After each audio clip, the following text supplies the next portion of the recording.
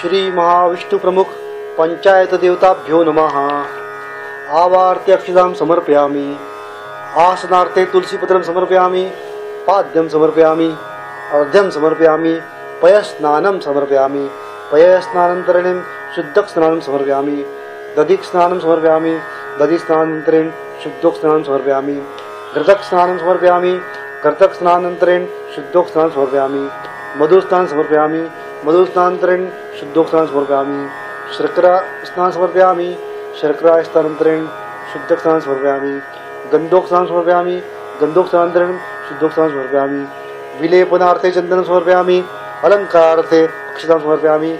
पूजार्थे ऋतुकालोदो पुष्पं समर्पयामि। धूपं समर्पयामि। दीपं समर्पयामि। श्री महाविष्णु पंचायत देवताभ्यो नमः। पयादीपं पंचामृतं नैवेद्यं समर्पयामि।